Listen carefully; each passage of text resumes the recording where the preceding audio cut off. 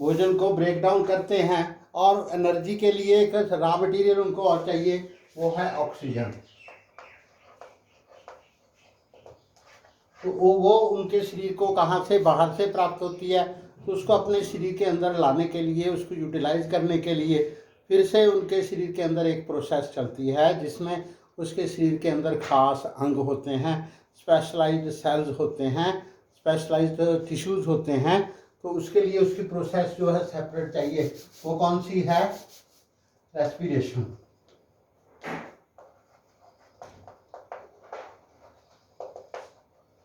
तो रेस्पिरेशन में गैसेस का एक्सचेंज होता है, यानी कि कोई गैस आती है, कोई गैस जाती है। जैसे प्लांट्स है, उसके अंदर कार्बन डाइऑक्साइड आती है और ऑक्सीजन बाहर निकलती है। ऐसे एनिमल्स में ऑक्सीजन आती है और कार्बन डाइऑक्साइड बाहर जाती है। उनके शरीर में लंग्स वगैरह का सिस्टम है, ब्लड के अंदर ऑक्सीजन घुलती है और ब्लड से सारे शरीर के भागों में जाती है। तो तीसरा सिस्टम जो है वो है, क्योंकि उसके सारे जो सेल्स होते हैं, ट्रिलियंस ऑफ सेल्स उसकी ऑर्गेनिज्म की बॉडी में होते हैं, तो सारा जो भोजन वाला सिस्टम उसके अंदर, शरीर के अंदर जाएगा, तो वो सभी सेलों तक पहुंचाने के लिए अलग से एक सिस्टम और चाहिए, वो चाहिए ट्रांसपोर्टेशन सिस्टम।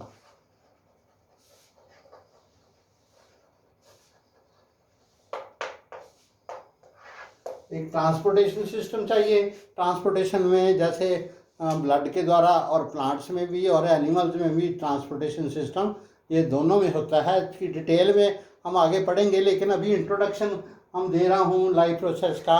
उसमें ये वाली प्रोसेस है, पहली न्यूट्रिशन वाली, दूसरी रेस्पिरेशन और तीसरी ट्रांसपोर्टेशन। उसके अलावा जब वो भोजन खाते हैं, जब भोजन उनके शरीर में जाता है, तो डिफरेंट प्रोसेसेस होती हैं, सारी ट्रांसपोर्टेशन की प्रोसेस होती है।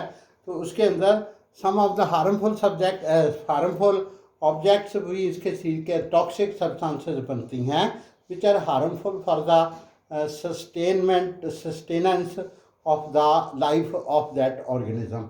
यानी कि उनके शरीर में कुछ ऐसे पदार्थ भी आ जाते हैं जो उनके लिए खतरा होते हैं। तो उन ऐसे पदार्थों को बाहर निकालने के लिए स्पेशलाइज्ड सेल का कुछ ऐसा सिस्टम भी होता है जो ऐसे सब्सटेंसेस को उसके शरीर से बाहर निकालता है। तो उसके लिए हमें क्या चाहिए? एक्सक्रीशन।